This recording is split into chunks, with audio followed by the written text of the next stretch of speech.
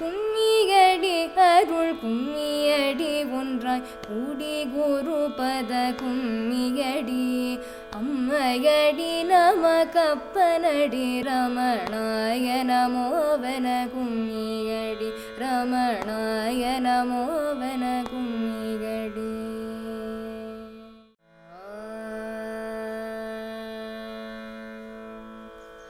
கும்மியடி அருள் கும்மியடி ஒன்றாய் கூடி குருபத கும்மியடி அம்மையடி நம கப்பனடி ரமணாய நமோவன கும்மியடி. கும்மியடி அருள் கும்மியடி ஒன்றாய் கூடி குருபத கும்மியடி அம்மையடி நம கப்பனடி ரமணாய நமோவன கும்மியடி. சாந்த சமுத்திர ரமணனடி அவதார சரித்தை இசை பொமடி காந்த அருள்வலை கண்ணனடி கலி கால துதித்த கடவுளடி. வேதியர் சுந்தரர் மைந்தனடி பெயர் வெங்கடராமன் என்றோதிடடி ஆதி திருச்சுழியர் பதியில் அழகம்மை வயிற்றில் உதித்தானடி. சின்னஞ்சிறிய பிராயத்திலே குருதேவனின் சிந்தையின் ஆழத்திலே மன்னருணாச்சலம் என்பதுவே மிக மாண்பெனும் எண்ணம் இருந்ததடி. அன்று மதுரையில் கற்றானடி 16 பிராயமும் முற்றானடி. பின் பொறு நாளில் திடீரெனவே சாவின் வீதி எழுந்திட பெற்றானடி. சாவின் ரகசியம் யாதெனவே அதை தானே ஆராய துணிந்தானடி. சாவதுடம்பென அப்படியே உடல் சாய்த்து மரணத்தை ஆய்ந்தானடி.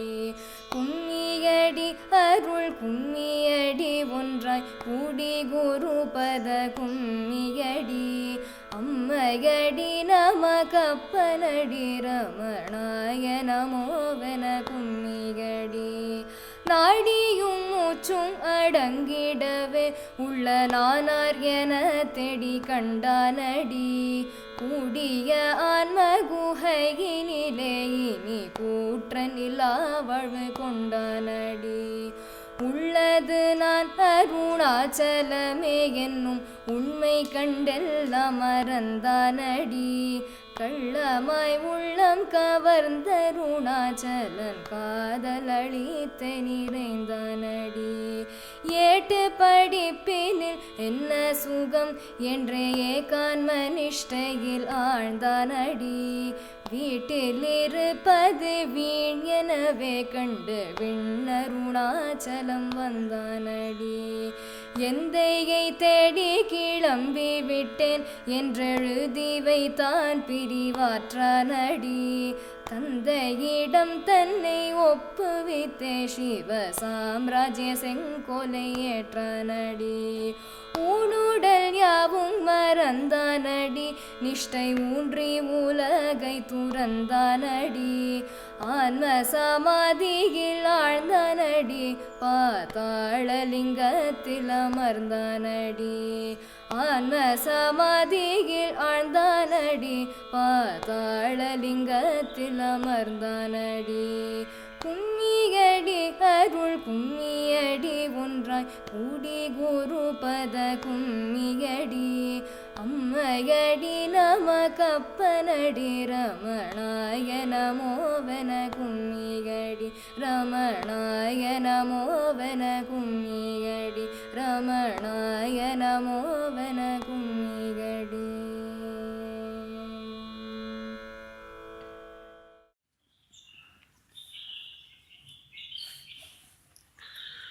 ஓம் நமः பரமர்ஷிभ्यो நமः பரமர்ஷிभ्यः. ஹரிஹி ஓம். அந்தராயதிமிரூபசாந்தயே சாந்தபாவனமச்சிந்திய வைபவம் तन्नरं वपुषि कुञ्जरं मुखे मन्महे किमपि तुन्दिलं महः गुरुर्ब्रह्मा गुरुर्विष्णुः गुरुर्देवो महेश्वरः गुरुः साक्षात् परं ब्रह्म तस्मै श्रीगुरवे नमः। ईश्वरो गुरुरात्मेति मूर्तिभेदविभागिने व्योमवद्व्याप्तदेहाय दक्षिणामूर्तये नमः। यस्यान्तन्नादिमध्यं न हि करचरणं नामगोत्रं न सूत्रं नो जातिर्नैव वर्णा न भवति पुरुषो नानपुंसं न च स्त्री नाकारं नो विकारं न हि जनिमरणं नास्ति पुण्यं न पापं तत्त्वं नो तत्त्वमेकं सहजसमरसं सद्गुरुं तं नमामि। सदाशिवसमारम्भां शङ्कराचार्यमध्यमाम् अस्मदाचार्यपर्यन्तां वन्दे गुरुपरम्पराम्। वेदान्तार्थविभासकाय यतये शान्ताय सन्न्यासिने नानावादिनगेन्द्रसङ्घपवये योगीन्द्रवन्द्याय च मोहध्वान्तदिवाकराय भगवत्पादाभिधां बिभ्रते तस्मै भाष्यकृते नमोऽस्तु सततं पूर्णाय बोधात्मने अपारसच्चित्सुखवारिराशेः यस्योर्मिमात्रं भुवनं समस्तं गुहाहितं तं रमणं गभीरं चिन्ताविहीनं हृदि चिन्तयामि। देहं मृण्मयवज्जडात्मकम् अहं बुद्धिर्न तस्यास्त्यतो नाहं तत्तदभावसुप्तिसमये सिद्धात्मसद्भावतः कोऽहं भावयुतः कुतो वरधिया दृष्ट्वात्मनिष्ठात्मनां सोऽहं स्फूर्तितया अरुणाचलशिवः पूर्णो विभाति स्वयम्।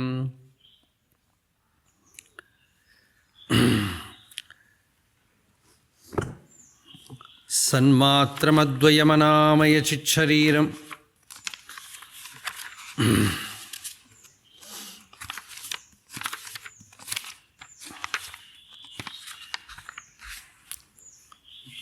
तत्त्वं पदार्थनिगमामृतबोधरूपं कोऽहं विचारमहसैव च बोधनीयम् आनन्दमात्मरमणं शरणं प्रपद्ये शङ्कापहप्रभववैभवमौनशक्तिं संस्तोष्यमाणमनिशं मुनिभिः सभायां सम्बोधनेन हृदयान्धतमः प्रकाशम् आनन्दमात्मरमणं शरणं प्रपद्ये उत्कृष्टदेशिकदयाब्धिगृहीतदेहम् उल्लङ्घ्य सर्वविषयान् अधिराजमानम् उत्सृष्टदेहमतिम् आत्मनिरूढयोगम् आनन्दमात्मरमणं शरणं प्रपद्ये चिन्मात्रतां हृदि ददत्करुणार्द्रदृष्ट्या राजन्तमात्मनि सदा निजबोधरूपे कौपीनमात्रवसनं च चिदम्बरस्थम् आनन्दमात्मरमणं शरणं प्रपद्ये।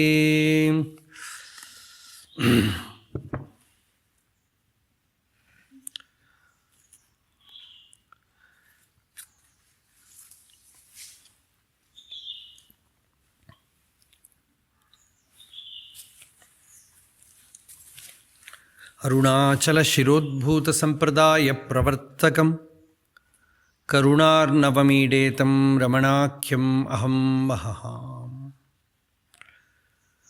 ഭഗവാൻ രമണ മഹർഷിയുടെ ദിവ്യமான சரித்திரம் உபதேசம் இதையெல்லாம் நாம் அனுசந்தானம் பண்ண போகிறோம். அதுக்கு முன்னோடியாக நேற்றுக்கு வேதரமணர் அப்படிங்கிற பேரில் நேற்றுக்கு சொன்னேன். இந்த ஒரு பரம்பரை, இந்த பிரவச்சன பரம்பரை ஆரம்பிக்கிறத நமக்கு பகவானோட சரித்திரத்தை பாகவதம், ரமண பாகவதம். பாகவதம்னா என்னன்னாக்கா பகவானோட கதைங்கிறது பாகவதம். இது ஒரு ரமண பாகவதம். சங்கர விஜயங்கிற மாதிரி ரமண விஜயம் அப்படின்னு சுத்தானந்த பாரதி, அவர் யோகி சுத்தானந்த பாரதியார் எழுதியிருக்கார். அதே போல் இது ஒரு ரமண விஜயம்னு சொல்லலாம். அதில் முதல் பாகமாக நேற்று வேதம்ங்கிற தலைப்பில் பேசணும். வேதம் மறை, வேதாந்தம்ங்கிறதுக்கு மறைமுடி. ஏன்னா அதோட எசன்ஸ் என்ன? வேதாந்தத்தே வேறு அறவிளங்கும் வேத பொருள் அருள் அருணாச்சலா அப்படின்னு அக்ஷரமண மாலையில் பகவான் ரமணர் வேதாந்த சாரம் என்னங்கிறத அதிலே சொல்லிவிட்டார். வேறு அறவிளங்கிறது, வேறுனாக்க வேற்றுமை, துவைத்தம். அந்த துவைத்தம் இல்லாமல் அத்வைதமாக பிரகாசிக்கக்கூடிய பொருள் தான் அருணாச்சலம் அப்படின்னு. அருணாச்சலம்ங்கிறது என்ன? ஆத்மா, நம்ம ஸ்வஸ்வரூபம், தானே தானே தத்துவம், அதனை தானே காட்டுவாய் அருணாச்சல. இப்படியெல்லாம் பகவான் அமிர்த வருஷம் பண்ணியிருக்கார். தானே தானே தத்துவம். இதை விட பர்ஃபெக்டாக சங்கிரகமாக ஆத்ம தத்துவத்தை சொல்ல முடியாது. அப்படி ஒரு பாட்டு அது. தானே தானே தத்துவம், அதனை தானே காட்டுவாய் அருணாச்சலா. தான்ங்கிறது நான்கிறதுக்கு இன்னொரு பேர் தான் இல்லையா? யாராவது கதவை தட்டினானா வீட்டில், யார் கேட்டால் நான், திரும்பவும் யார்? நான் தான். அப்போ ஒரு நானும் ஒரு தானும் வந்துடும். அந்த தான்ங்கிறது நான் உதிச்சு நிற்கிறதுக்கு இடம் கொடுத்துட்டு இருக்கக்கூடிய சத்து. இப்போ இருக்கோமே, இருந்துருக்கோம். அந்த இருப்பு தான் தான். அந்த இருப்பை மட்டும் ஏற்ற முடியாது, இறக்க முடியாது, போக்க முடியாது, வருத்த முடியாது. அது சதா பிரகாசிச்சுருக்கு. அதுதான் சத்து, அதுதான் சித், சச்சித். ஆனந்தம்னு சொன்னால் கூட ஒரு பிரமை ஏற்பட்டு விடுறது, ஏதோ சந்தோஷம் குதிக்கிறதுன்னு வந்துடுறது. சச்சித், எக்ஸிஸ்டன்ஸ் அவேர்னஸ், இருக்கு, பிரகாசிக்கிறது. அஸ்தி பாதி, பிரியங்கிறது நம்மளோட ஸ்வரூபம். அப்புறம் அஸ்தி பாதி, இருக்கு, விளங்கிறது. தமிழில் சொன்னோம்னா அன்பு சிவம் அப்படின்னு வேணால் சொல்லலாம். அன்பு சிவம், அதுதான் பிரியம்ங்கிறது. அன்பு, அன்பு சிவம். இது ரெண்டு இல்லை. ஆத்மாவில் தான் சுகம் இருக்குது. சிவம்னா என்ன? அறிவு, உணர்வு. உணர்வு தான் பகவான் உபயோகப்படுத்தின வார்த்தை. உணர்வு வேற, உணர்ச்சி வேற. உணர்ச்சினா விகாரம், இமோஷன், சேஞ்ச். உணர்வுங்கிறது அவேர்னஸ், கான்ஷியஸ்னஸ், சைத்தன்யம், சித். அது ஸ்வயமேவ தானே தானாக விளங்கின்னு இருக்கு நமக்குள்ள ஆத்மஸ்வரூபமாக. அதே தான் அக்ஷரமண மாலையில் தான் அப்படின்னார் பகவான். தான், இதை ஞாபகம் வச்சுக்கணும். இது ஒரு மகா வாக்கிய உபதேசம் மாதிரி பகவான் கொடுத்துருக்கிறது. தான். சில பேருக்கு பகவான் 54 வருஷம் இருந்திருக்கே. பல சாதகர்கள், பல முமுக்ஷுக்கள், பல நிலையில் இருக்கிறவாள்லாம் வந்திருக்கா. அதில் சில பேருக்கு பகவான் மகா வாக்கிய உபதேசம் பண்ணியிருக்கு. என்ன மகா வாக்கிய உபதேசம்னா, நான் ஆத்மா, நான் பிரம்மங்கிறது இல்லை, நானே உபதேசம் பண்ணியிருக்கு. அந்த அகம், அந்த நான்கிறதே உபதேசம். அந்த நான்கிறது நீ பிடிச்சிக்கோ. ஏன்னா ரொம்ப பக்கத்தில் இருக்குது, சதா உள்ள அது இருந்துருக்கு. ஒரு சித்தவருத்தி ரூபத்துலேயும் நான் கிளம்பிகிட்டே இருக்கு, சொல்லிகிட்டே இருக்கும். எல்லாரும் எந்த நாட்டை சேர்ந்தவாளாக இருந்தாலும், எந்த ஊரை சேர்ந்தவாளாக இருந்தாலும், எந்த ஜாதியை சேர்ந்தவாளாக இருந்தாலும், எந்த வர்ணத்தை சேர்ந்தவாளாக இருந்தாலும், கடவுளை நம்பவாழும் நம்பாதவாளும், நாஸ்திகர்கள் ஆஸ்திகர்கள் எல்லாருக்கும் நிரந்தரம் ஜபம் பண்ணக்கூடிய ஒரு மந்திரம் நான் நான் நான் நான். அது மட்டும் யாரும் விட்டு கொடுக்க மாட்டான். அதனால தான் பகவான் ஈஸ்வரன் இருக்கானா இல்லையாங்கிறதுல அபிப்பிராய வித்தியாசம் இருக்கலாம். ஆனால் யாரும் நான் இல்லைன்னு சொல்கிறது இல்லையே. எல்லாரும் நான் இருக்கேன் அப்படின்னு தான் தன்னுடைய இருப்பை அனுபவிக்கிறார். அகமஸ்மீதி சர்வேபி அனுபவந்தி. எல்லாரும் நான் இருக்கேங்கிற அந்த பிரத்யேகம் எல்லாருக்கும் அகம் பிரதீதி இருக்குது, அகம் அனுபவம் இருக்குது. அந்த அனுபவத்தை நிஷேதமே பண்ண முடியாது. அந்த அனுபவம் தான் அருணாச்சலம் அப்படிங்கிறது பகவான். அந்த அனுபவம் தான் அருணாச்சலம். எது அகம்னு ஹிருதயத்தில் பிரகாசிக்கிறதோ அதுதான் சிவன் இல்லையா? இப்போ நாம் சொல்ல போகிற பகவானோட கதை, அது கதை ஒரு போர்ஷன் தான். அதில் உபதேசம்தான் முக்கியம். அது உபதேசம், பகவானோட உபதேச பரம்பரை என்ன அப்படின்னு கேட்டால், முருகனார் சுவாமி பகவான் உபதேச உந்தியார் எழுதி கொடுத்த போது அதில் எழுதினார், இது யாரோட உபதேசம் அப்படின்னா சிவன் உபதேசம் இது உந்தீபர அப்படின்னா. இது யாரோட உபதேசம்னா சிவன் உபதேசம் இது உந்தீபர. இது சிவனோட உபதேசம், சிவன் நேரடியாக கொடுக்குற உபதேசம். தமிழ் சைவ சித்தாந்த நூல்கள் நிறைய உண்டு இல்லையா? அதில் எல்லாம் நம்ம பெரிய புராணம் எல்லாம் பார்த்தோம்னா மாணிக்க வாசகர், ஞான சம்பந்தர், திருநாவுக்கரசர், சுந்தரமூர்த்தி சுவாமிகள், இவாளை எல்லாம் எடுத்து பாருங்கோ. யாருக்காவது இவன் அருணகிரிநாதர் பின்னால் வந்தவா, இவாளை யாரை எடுத்து பார்த்தாலும், ராமலிங்க சுவாமிகள் கூட எடுத்துட்டேன்னா கூட யாருக்கும் ஒரு மனுஷ குரு கிடையாது. யாருக்கும் மனுஷ குரு கிடையாது. இந்த ஒரு பரம்பரையில் மனுஷ குருவே காணும். எல்லாருக்கும் யாரும் உபதேசம் பண்ணினா சிவன் நேரடியாக தான் உபதேசம். மாணிக்க வாசகரை பொறுத்தவரை ஒரு கிராமத்தில் ஒரு குரு ரூபத்தில் பிரகாசித்தார். குருந்த மரத்து குருமணியே அப்படின்னு பாடுறார். குருந்த மரத்துக்கு கீழே உட்கார்ந்துருக்கார். ஆனால் மாணிக்க வாசகர் எப்படி அவரை தெரிஞ்சுக்கிறார்னா, சிவன் அவன் என தேர்ந்தனன் காண்க. நான் சிவன் அவன் சிவன் தான் உட்கார்ந்துருக்கான்னு புரிஞ்சுன்னுட்டேன் நான். அப்படின்னா சிவன் தான். நமக்கே சம்பிரதாயமாக பார்த்தோம்னாலே ஞானிகளை பார்க்குற போது பரமேஸ்வர ஸ்வரூபமாகவே பார்க்குறோம் இல்லையா? சுரேஸ்வராச்சாரியார் சங்கராச்சாரியரோட நேரடி சிஷ்யர். தட்சிணாமூர்த்தி வார்த்திகத்தில் சொல்கிறார், யார் ஆத்ம தத்துவத்தை உபதேசித்து சிஷ்யனோட அஜ்ஞானத்தை நீக்கம் பண்ணுறானோ அந்த தேசிகன் சிவயேவ ந சம்சயா. பூரா ஸ்லோகம் என்ன?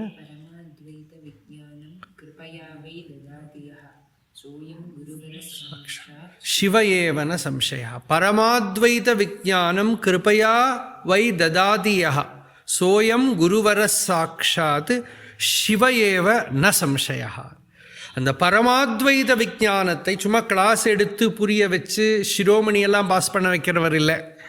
பரமாத்வைத விஜானம் கிருபையாவை ததாதி, அந்த கிருபாசக்தியினால், ஆத்மசக்தியினால், உள்ளே இருக்கிற ஆற்றல்னால், அந்த சித் சக்தியினால் எந்த குரு மௌனத்திலேயோ இல்லை ஹஸ்த தீட்சையினாலேயோ நயன தீட்சையினாலேயோ ஸ்பர்ஷ தீட்சையினாலேயோ இல்லை ஒரு வாக்கிய மகா வாக்கியத்தை உபதேசம் பண்ணுற மாத்திரத்தினாலேயோ எந்த குரு கொடுத்து அந்த சிஷ்யனை பூர்ணம் பண்ணுறானோ சோயம் குருவரகா.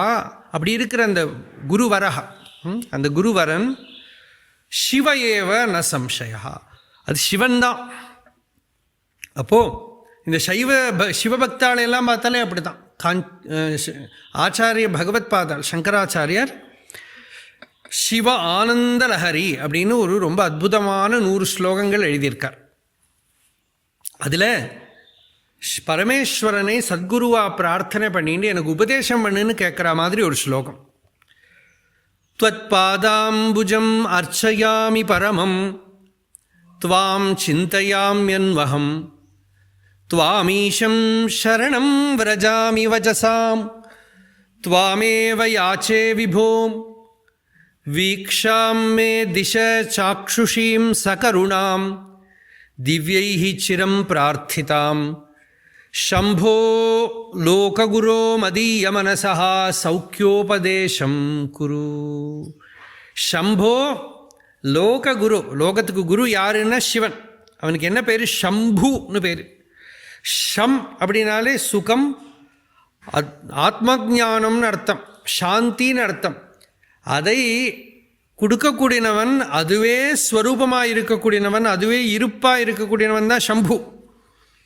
அந்த ஷம்போ லோககுரு மதிய மனசா சௌக்கியோபதேசம் குரு. என்னோட மனசுக்கு சௌக்கியம் அடையிற மாதிரி. சுகம் வேற, சௌக்கியம். சௌக்கியம்னா நிரந்தரம் இருக்கணும், கொஞ்ச நேரத்துக்கு வந்து போகிற சுகம் இல்லை. நிரந்தரம் இருக்கக்கூடிய சௌக்கியத்தை கொடுத்து எனக்கு ஆசீர்வாதம் பண்ணி என்னை பூர்ணம் பண்ணுன்னு பிரார்த்தனை பண்ணுறார் ஆச்சாரிய சங்கரர். அப்போ இவாளுக்கெல்லாம் பார்த்தா நேரடியாக சிவன் தான் குரு, சிவனே தான் உபதேசம் பண்ணுறார். சைவ சித்தாந்தம் வேறே, அத்வைத வேதாந்தம் வேறே. சைவ சித்தாந்தம் துவைதம் தான், சித்தாந்தம்னு போனால் துவைதம் தான். ஆனால் எசென்ஷியலி பார்த்தா அத்வைதம் வந்துடுறது நிறைய அனுபூதிமான்களில், அனுபவத்தில் அத்வைதம் வந்துடுறது. இப்போ தமிழ் வேதாந்தம்னு ஒன்று வேறு இருக்குது, சைவ சித்தாந்தம்ங்கிறது வேறு இருக்குது. இப்போது நாம் பார்த்தோம்னா அனுபூதிமான்கள் எல்லாம் அத்வைத ஞானத்தை அடைஞ்சவாள் தான். அனுபூதி நிலையில் அவளெல்லாம் அத்வைதிகளாக தான் இருக்கா. துவைதம் இல்லாத நிலையை அதுதான் மார்க். அவன் அடைஞ்சுட்டான், பூர்ணமாயிட்டான்னா என்ன லக்ஷணம் அப்படின்னா, அவன் எந்த சித்தாந்தியாகவும் இருக்கட்டும், அனுபவ நிலையில் அத்வைதம் அவனுக்கு சாட்சாத்தாக வந்து விடுறது. அப்படி நாம் பார்த்தோம்னா வைஷ்ணவத்திலேயே பார்த்தா நம்மாழ்வாரை பற்றி சொல்லுவா, உண்ணும் சோறும் தின்னும் வெற்றிலையும் கண்ணன் அப்படின்னு. இந்த சாப்பிட்ற சாதமும் தின்னுற வெற்றிலை எல்லாமே கிருஷ்ணன் ஆயிடுது. எனக்குள்ள நானை பார்த்து தான் அந்த நானே இல்லை, அந்த நானே அவனோட ஸ்வரூபமாக இருக்குன்னு பாடியிருக்கார் அவர். அப்போது அனுபூதி நிலையில் எல்லாருக்கும் பரமாத்வைத விஜானம் வந்துடுறது. பரமாத்வைத விஜானம் கிருபையாயோ ததாதி. வார்த்திகம், சுரேஸ்வராச்சாரியர் வார்த்திகம்னா பிருகதாரண்ய வார்த்திகத்தை தான் ரொம்ப பிரசித்தமாக நாம் சொல்லுவோம். ஆனால் தட்சிணாமூர்த்தி ஸ்தோத்திர வார்த்திகம் கூட ரொம்ப அழகான ஸ்லோகங்கள் உண்டு. பிரகாஷாத்மிகயா சக்தியா பிரகாஷானாம் பிரபாகரः பிரகாஷயதி யோ விஸ்வம் பிரகாஷோனஹா பிரகாஷதாம். என்ன அழகாக பாருங்க இந்த ஸ்லோகம். கேட்குற போதே நமக்குள்ள ஒரு பிரகாஷம் வந்துடும். பிரகாஷாத்மிகயா சக்தியா பிரகாஷானாம் பிரபாகரः பிரகாஷயதி யோ விஸ்வம் பிரகாஷோனஹ பிரகாஷதாம். அந்த சித் பிரகாசம் என் ஹிருதயத்தில், ஆத்ம பிரகாசம் என் ஹிருதயத்தில் விளங்கட்டும். அந்த ஆத்ம பிரகாசத்தை விளக்கக்கூடிய சக்தி, அந்த ஆத்மசக்தி, அந்த தத்துவத்தை அருணாச்சலம்னு நாம் பகவானோட வாழ்க்கையில் பார்க்குறோம். மலை உருவமாக வெளியில் இருக்கிற மருந்து அது. அது ஜோதி பிழம்பாக இருக்கிறதுனால கார்த்திகை தீபத்துக்கு அதில் ஜோதி ஏத்துறா, பிரகாசத்தை ஏத்துறா, தழல் உரு. அப்படி இருக்கிற அந்த அருணாச்சலம் தான் பகவானுக்கு குரு இல்லையா? சிவன் தான் பகவானுக்கு குரு. பகவானோட உபதேச பரம்பரையை நாம் சிவன் உபதேசம் அப்படிங்கிறோம். சிவன் என்ன உபதேசம் பண்ணினார்? இந்த சரீரத்துக்குள்ள இருக்கிறது சிவன் தான் காட்டி கொடுத்தான். ஊனுக்குள் ஈசன் ஒளிந்து இருந்தானே அப்படின்னு திருமூலர் திருமந்திரத்தில் பாடினார். சிவனை எங்கெங்கேயோ தேடினேன், புழுதியை தோண்டினேன், பூஷணி பூத்தது. ஏதாவது புரியறதா? வேடிக்கையாக சொல்லுவார். திருமந்திரம் 2 பேருக்கு தான் தெரியுமா, ஒன்று திருமூலருக்கு, ஒன்று பரமேஸ்வரனுக்கு. ஏன்னா இப்படியெல்லாம் இருக்கும் பாடல் சிலதெல்லாம்.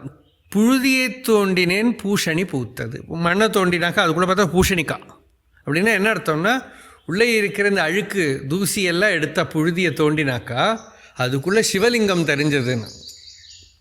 ஜீவன் சிவலிங்கம் உள்ள ஆத்மாவை சிவஸ்வரூபமாக, அகம் பதார்த்தஸ்வரூபமாக சாட்சா்காரம் பண்ணினவன் தான் ஞானி, ஜீவன் முக்தன், பிரம்மனிஷ்டன். அவனோட அனுபூதி சலிக்காது. அது வரைக்கும் அனுபவம் வந்து போயின்னு இருக்கும். அக்ஷரமண மாலையில் பகவான் சொல்கிறார், போக்கு வரவு இல்லா பொதுவெளி. இந்த கொஞ்ச நேரம் மெடிடேஷன் பண்ணுறது வர்றது அப்புறம் போயிடுறதுன்னா இன்னமும் திருடமாகலை, அனுபவம் திருடமாகலை. யதா ஸ்தாஸ்யதி நிஷலா. பகவத்கீதையில் பகவான் சொல்கிற, அவனோட அனுபூதி எப்போ நிஷலமாக அசங்காமல் இருக்கோ அப்போ நீ ஸ்தித பிரஜனாயிட்ட, ஜீவன் முக்தனாயிட்ட. அப்படி இருக்கிற ஒரு ஜீவன் முக்தராக இருக்கிற ஒரு மகாபுருஷரோட சரித்திரத்தை தான் நாம் ஆதாரமாக வச்சுட்டு வைதிக சம்ஸ்காரம், வேதாந்த சாஸ்திரத்தை எல்லாம் அலசி பார்க்கறதுக்கு நிச்சயம் பண்ணிகிட்டு இருக்கோம். இப்போது ஒரு விரதம் எடுத்துன்னு இருக்கோம், ஒரு சங்கல்பம் எடுத்துன்னு இருக்கோம். இப்போ அதில் நேற்றுக்கு நாம் வேதம்ங்கிற தலைப்பில் பார்த்தோம். அங்கேயும் வேதம்னு சொல்கிற போது, வேதம்னா என்ன? வேதம்னா அறிவு. அறிவு தான் வேதம். என்ன அறிவு? பராத்மா வேத்யதேயேன சவேதோ வேத உச்சதே. ஆத்மாவை தெரிஞ்சுக்கிற அறிவுக்குத்தான் வேதம்னு பேர். ஆத்ம ஜானத்துக்கு தான் வேதம்னு பேர். ஆத்ம ஜானம் வேதத்தில் எங்கே பிரதிபாத்தியமாக இருக்குது? உபனிஷத்தில் பிரதிபாத்தியமாக இருக்குது.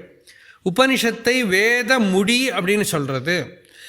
அதனால பகவான் ரமணரை வேத நன்முடி மேல் விளங்கிடும் வித்தகா அப்படின்னு முருகனார் பாடினார். வேதநாயகன் வேதபூஷணன் பாடினார். எல்லாம் எடுத்து சொன்னோம்.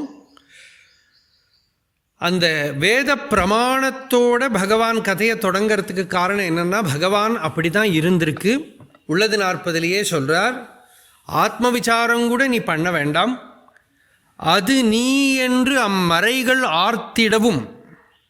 அந்த வேத மறைகள் உபனிஷத் தத்துவமசி அப்படின்னு சொல்கிறது அப்படியே இருக்காமல் திருப்பி நான் யாருன்னு விசாரம் பண்ணுறதே உனக்கு நம்பிக்கை போடலைப்பாங்கிறது. ஸ்ருதி கிட்ட பக்தி இருந்ததானால், வேதத்துக்கிட்ட பக்தி இருந்ததானால் அந்த அது நீ அப்படின்னு சொல்கிறதே ஆத்மா ஜானம் வரணுமா. ஒரு வார்த்தை உபதேசம் பண்ணுற போதே சாட்சாத்காரம் ஏற்படணும். அப்படி பகவானோட உபதேச சாரம் அது எசன்ஸு. நமக்கு சாந்தி எல்லாருக்கும் வேணும். அந்த சாந்திங்கிறது குரு அனுகிரகத்தினால தான் வரும். பாகவதத்தில் சாக்ஷாத் ஸ்ரீகிருஷ்ண பகவானே சொல்கிறார், குரோர் அனுகிரகேணைவ புமான் பூர்ணஹா பிரசாந்தையே. குருவோட அனுகிரகத்தினால எல்லா உபதேசமும் பண்ணி இவன் சாதனையெல்லாம் பண்ணிவிட்டு முடிவில் அந்த குருவோட வாக்குனால நீ பூர்ணம்னு ஒன்று கேட்கணும். அப்படி கேட்டுதானா நிம்மதி வந்துடும், கேட்டுதானா சாந்தி வந்துடும், சந்தோஷம் வந்துடும். பகவான் ரமண பகவானே அப்படி கேட்டார். யார்கிட்ட கேட்டார்னா தன்னோட குரு கிட்ட. குரு யார்? அருணாச்சலம். அருணாச்சலத்துக்கிட்ட சொல்கிறார், நீ என்னை பார்த்து ஒன்று என்கிட்ட குறை இல்லை, நீ பூர்ணம்னு ஒரு வார்த்தை சொல்லேன்னு கேட்குறார். பயப்படாதேன்னு சொல்லேன். இப்படி நிறைய பாடல்கள் இருக்குது. எனக்கு ஒரு குறை உண்டோ, குறை இருந்தாலோ குறையும் குணமும் நீ அப்படின்னு. இதெல்லாம் ஞானம். குறையும் குணமும் எல்லாம் நீ தான். எனக்கு ஒன்றும் குறை குணம் குறையும் குணமும் எதுவும் இல்லை. நீ பூர்ண வஸ்து. அஞ்சலென்றே அருள் அருணாச்சல. இதெல்லாம் நாம் பார்த்துட்டே வருவோம். அப்போது அந்த பகவானோட சரித்திரத்தில் நாம் எதுக்கு அதை தியானம் பண்ணுறோம்? மகாபுருஷ சரித்திரத்தை தியானம் பண்ணுறதுனால என்ன பிரயோஜனம்னா சாந்தி ஏற்படும். பதஞ்சலி யோக சூத்திரத்தில் நிறைய தியானத்தை பற்றி சொல்கிறத ஒரு தியானம் என்னதுனாக்கா, உனக்கு தியானம் சித்திக்கிறதுக்கு ஒரு வழி சொல்கிறேன். தியானம் சித்திச்ச யோகிகள் இருக்காளே அவளோட ஹிருதயத்தை தியானம் பண்ணுங்கிற. யார் சமாதி நிலையில் இருக்காளோ அந்த யோகிகளை பார்த்துட்டே இருந்தால் அவள் ஸ்டேட் இருக்கோ இல்லையோ அவள் நிலை அது வந்துடும். பகவான் ரமண பகவான் அப்படி தான் நிறைய அடியார்கள் கண்ணுமைக்காமல் பார்த்துட்டு இருந்தா. முருகனார் சுவாமியை பற்றி சொல்லுவா, காத்தால போய் பகவான் சந்நிதியில் ஆன்னு உட்காந்தாருன்னா ராத்திரி வேறு அங்கே உட்கார வேண்டியதுதான். எதுக்கு? அந்த சந்நிதியில் இருக்கிற போது அந்த நிலை அப்படியே இருக்குது. அவள் அப்படியே ஊறி ஊறி ஒப்பி ஒப்பி எடுத்துன்னு விட்டா ஹிருதயத்துக்குள்ளே.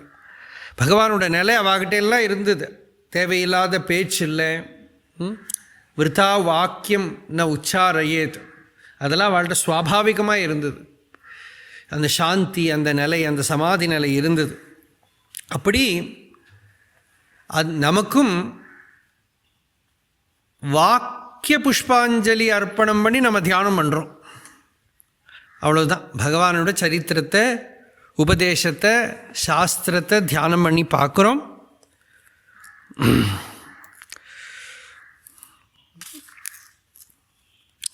இதில் பகவானோட சம்பிரதாயம் என்ன? நம்ம வேதம்னு சொன்னோம், முதல்ல உபனிஷத்துன்னு சொன்னோம். உபனிஷத்துலேயும் எசென்ஷியலி என்னது அப்படின்னாக்கா அனுபூதி. அந்த அனுபவம் அடைஞ்ச பிரம்மனிஷ்டனாக இருக்கிற ஒரு மகாபுருஷன், ஸ்ரோத்ரியோ அவ்ரஜினோ அகாமஹதோ யோ பிரம்மவித்தமஹா பிரம்மணி உபரதா சாந்தஹா நிரிந்தன இவானலஹ அஹைதுக தயாசிந்து பந்து ஆனமதாம் சதாம். அந்த குரு எப்படி இருக்கணும் அப்படின்னு சங்கராச்சாரியர் சொல்கிறார். ஸ்ரோத்ரியா முதல்ல உபனிஷத் சொல்லக்கூடிய அந்த அறிவு அந்த ஆச்சாரியன் நமக்கு கொடுக்கணும். ஸ்ருதி ஞானம். பகவானை போல பர்ஃபெக்டாக ஸ்ருதி ஞானத்தை நமக்கு கொடுத்தவா யாரும் கிடையாது. உபனிஷத்தோட சாரத்தை பகவான் உபதேசத்தினாலையும் தன் நிலையினாலையும் கொடுத்துருக்கார். நிலையினால் கொடுக்கறது பிரம்மனிஷ்டை, உபதேசத்தால் கொடுத்துருக்கார். எஸ்மின் சர்வாணி பூதானி ஆத்மைவா பூத் விஜானதா தத்ர கோ மோகா கஷோகா ஏகத்துவம் அனுபஷ்யதா. இதெல்லாம் பகவானோட உள்ளத்தை நாற்பதெல்லாம் பார்த்தோம்னா தத்துவத்தை கண்டார் கலங்காரே கான். தத்துவத்தை கண்டவன் எப்படி இருப்பான்? அவன் கலங்க மாட்டான். ந மோகம் கச்சந்தி ந முஹ்யந்தி. அகிலவும் உன்னுருவாய் அந்நியமில் அன்பு செய்யும் அன்னோன். அனன்ய பிரீத்தியா எல்லாத்தையும் ஆத்மஸ்வரூபமாக பார்க்கறது. அப்படி ஸ்ருதி எதை சொல்கிறதோ அப்படியே பகவான் அதை எடுத்து கொடுத்துருக்கார். பிரதிபோத விதித்தம் மதம் அமிர்தத்வம் ஹி விந்ததே அப்படின்னு கேனோபனிஷத் சொல்கிறது. பகவானோடது பார்த்தா உள்ளது உணர்வே ஆகும் உந்தீப்பற, உணர்வே நாமாய் உளம் உந்தீப்பற. நமக்குள்ளே இருக்கிற உணர்வு கான்ஷியஸ்னஸ் இருக்கே, அந்த உணர்வு தான் ஆத்மா. உணர்வே நம்ம ஸ்வரூபம். இருக்கிறது உணர்வு தான். உள்ளது உணர்வு, உள்ள உணர்வு. சித் சத்வபாசிகா சித்வவேதரா சித் சத்தயாகி சித் சித்தயாகி அகம். இதுக்கு மேலே அந்த உபனிஷத் சாரத்தை யாரும் சொல்ல முடியும்? அதுபோல் பிரேதாரண்யகாதி உபனிஷத்தோட சாரத்தை எல்லாம் பகவான் அந்தந்த இடத்துல எடுத்து கொடுத்துருக்கு. அகம் நாமா பவத்து அப்படின்னு ஸ்ருதி சொல்கிறத பகவான் அதை எடுத்து கொடுத்துருக்கு. ஏன்னா பிரேதாரண்யகளை அலசி படித்தபா கூட எங்கிட்ட சொல்லியிருக்கா. நாங்களே எல்லாம் படிச்சிருக்கோம், கிளாஸ் எடுத்திருக்கோம், இது எங்கள் கண்ணிலேயே படலேன்னு இருக்கா.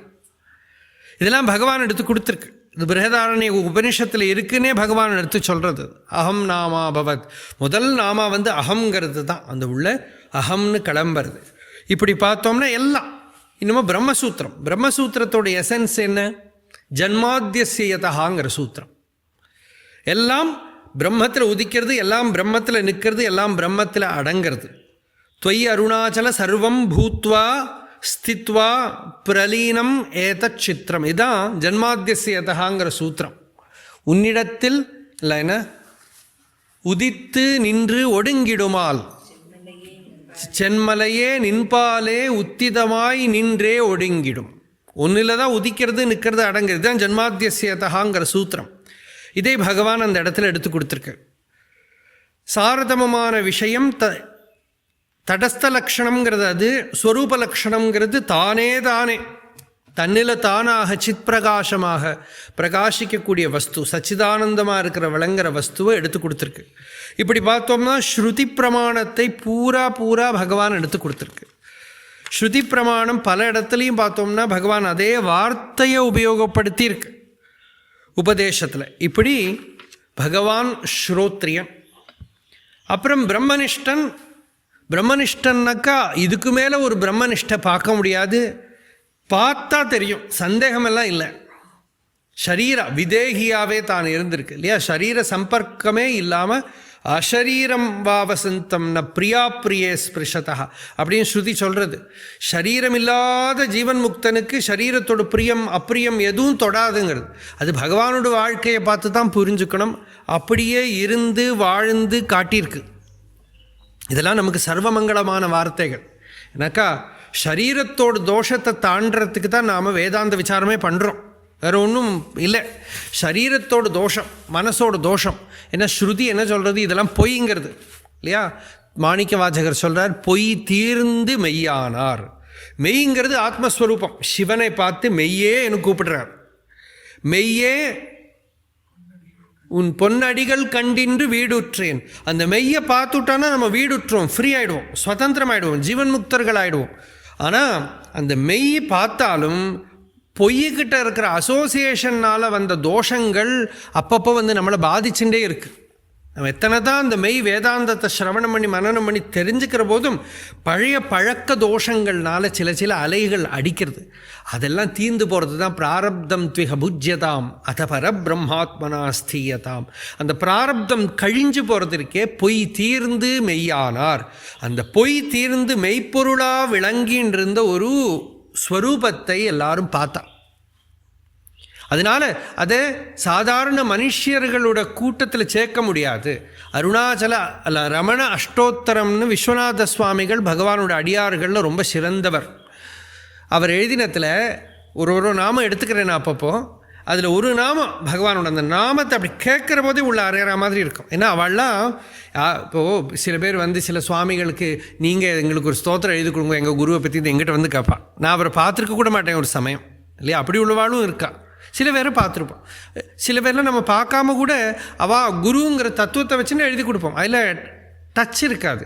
ஆனால் இவா பகவான் கூட 24 மணி நேரமும் இருந்தவா என்னெல்லாம் பார்த்துருக்கலாம் இல்லையா. நிறைய பிரச்சனைகள் எல்லாம் பார்த்துருக்கா. அப்படி இருந்த விஸ்வநாத சுவாமி அதில் ஒரு நாம எழுதுகிறார் பகவானை பற்றி, அமர்த்தியாய நமஹா அப்படின்னு. அப்படின்னா அது மனுஷன் இல்லை, அது மனுஷன் கூட்ட முடியாது இல்லையா. தேகீவ திருஷ்யத்தை அசௌ பரந்து அசௌ கேவலோஹி ஆத்மா அப்படின்னு சங்கராச்சாரிய இடத்துல சொல்கிறார். ஜீவன் முக்தரை பற்றி சொல்கிறார். எப்படின்னா அவன் தேகம் இருக்கிற மாதிரி அவனுக்கு இருக்கே தவிர அவன் சுத்த சைத்தன்யம், தூய உணர்வு. அவன் ஆத்மா தானே தவிர அவன் தேகம் இல்லை. அவனுக்கு தேகம் கிடையாது, தேக சம்பர்க்கம் கிடையாது. தேகேன ஜாதஸ்ய ஹிமேன சந்தி அப்படின்னு பரதர் பாகவதத்தில் சொல்கிறார். குண்டாக இருக்கிறது, ஒல்லியாக இருக்கிறது, குளிர்றது, சுடுறது, வியாதியால் கஷ்டப்படுறது, சுக துக்கங்கள் எல்லாம் உடம்போட பிறந்தவனுக்கு தான்ப்பா, நான் உடம்போட பிறக்கவே இல்லைங்கிறார். உடம்புக்கிட்ட எனக்கு சம்பந்தமே இல்லைங்கிறார் ஜடபரதர். அந்த மாதிரி இருக்கிற நிலையில் பகவான் இருந்து காட்டித்து தான் அதுவாகவே இருந்த ஒரு பூர்ண புருஷர். அதனால் சிவ ஏவ ந சம்சயா. இதுக்கு மேலே நம்ம சிவனை எங்கே பார்க்க முடியும் இல்லையா. மீதியெல்லாம் ஃபோட்டோவில் வரைச்சி வச்ச சிவனை தானே பார்க்குறோம். அவாவா யாரும் கான்செப்டுவலாக அவன் பாவனையில் வந்ததை வரைச்சி வைக்கிறான் இல்லையா. சிவனை பார்க்கறது எப்படி பார்க்க முடியும்? இந்த அனுபூதிமான்கள் ஞானிகளோட உருவத்தில் தான் சிவனை பார்க்க முடியும். அதனால தான் வேதமே சொல்கிறது, சிவனை பார்க்கணுமா தீர்த்த க்ஷேத்திரங்களை போய் பாரு, அங்கே நடந்துன்னு இருப்பா. எப்படின்னாக்கா நிசங்கிகளாக நடந்துன்னு இருப்பா, சங்கமில்லாத ஜீவன் முக்தர்களாக நடந்துருப்பா. ஏ தீர்த்தானி பிரச்சரந்தி ஸ்ருகாவந்தோ நிஷங்கிணா. அந்த நிஷங்கிணானாக்க நிசங்கினா அப்படின்னு ஒரு அர்த்தம் பண்ணுறா. சங்கமில்லாத முக்த புருஷர்களாக ஸ்ருகாவந்தோ நிஷங்கிணா அப்படி நடந்துட்டு இருக்கா அந்த தீர்த்த க்ஷேத்திரங்களில். அப்படி இருக்கிற முக்த புருஷர்கள்கிட்ட உனக்கு சிவனை பார்க்கலாம். அவாகிட்ட இந்த உபதேசம் கிடச்சதா சிவன் உபதேசம். இது சிவனோட உபதேசம் தான், பரமசிவன் கொடுத்த உபதேசம் தான். அதனால் பகவானோட வாழ்க்கையை நாம் பார்க்கறதுக்கு முன்னாடி அந்த பரம்பரை பகவானை நன்னா தியானம் பண்ணி ஹிருதயத்தில், ரமணன்னா என்ன? ரமணன்னா ஆத்மா. இது யார் சொன்னான்னா ரமணனே சொன்னான். ரமணன்னா என்ன? ரமணன்னா ஆத்மா.